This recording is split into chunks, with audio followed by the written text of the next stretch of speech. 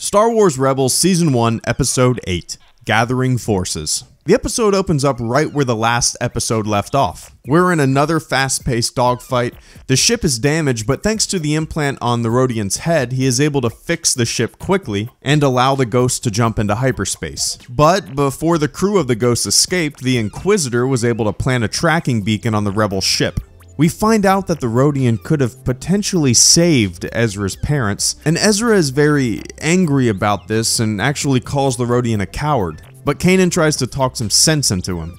The crew also later finds out that the Rodian volunteered to have his implant installed in order to download Imperial information and escape with it. They figured out that he is trying to help in the fight against the Empire. So the crew sends Chopper outside of the ship to locate the tracking beacon. It turns out that the beacon is attached to the hull of the Phantom, which is the little ship that is attached to the Ghost, almost like an escape pod. Their plan is to jettison the Phantom and lead the Empire away from the main ship. But Kanan knows that the Inquisitor is on their trail and will follow him and Ezra wherever they go. So he volunteers the two of them to head down to the asteroid base, the same exact asteroid base where Hera and Sabine stood their ground against the sunlight-sensitive creatures. The Ghost escapes, and the Phantom heads down to the asteroid with Kanan and Ezra aboard.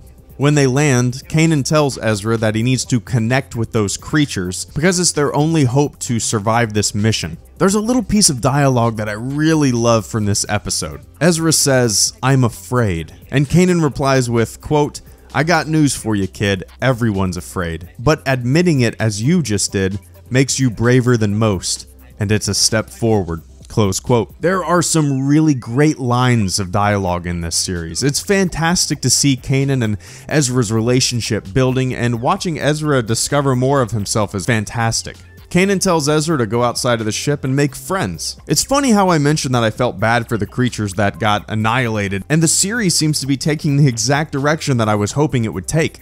So Ezra wanders outside of the ship. There's a moment of terror as the creatures begin to get closer to them, but Ezra has a moment of clarity and admittance. He calms down and focuses and tells Kanan what he is afraid of, the truth. With this moment of clarity and honesty, he is able to calm the creatures and tune into them. The Empire follows the beacon and lands outside of the asteroid base where Ezra and Kanan are. The shot of them on their knees focusing and directing the creatures is great. A very calm moment in what should be complete terror and hysteria. The creatures go after the stormtroopers and take them out, but the Inquisitor continues to march forward. The lightsaber fight between Kanan and the Inquisitor is amazing. It's over pretty quickly, but the technique of it was so reminiscent of the original trilogy. I am really loving this show.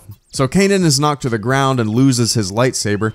There is another shot that really stood out to me. While the Inquisitor is approaching a vulnerable Ezra, he's dragging his and Kanan's lightsaber against the ground, slowly walking towards Ezra, telling him that his master will die, his friends will die, and all that he hopes for will be lost. This was such an intimidating shot, and it was pulled off brilliantly. Ezra is backed up against a cliff and lets his anger and fear get the best of him, but his tapping into the dark side is actually what saves him and Kanan. A giant creature emerges behind Ezra. I guess it was like the Queen of the Hive or something, and it begins to battle the Inquisitor. During this, Kanan and Ezra are able to escape and join up with the crew of the Ghost. This episode was yet another great episode. We learn more about Ezra's past, see his training being put to use, and the relationship between Padawan and Master grows. The Rodian Zebo jumps ship and joins Hera's spy, Fulcrum. If I had to guess, this Rodian may play a large role in the destruction of the Death Star in Episode 4.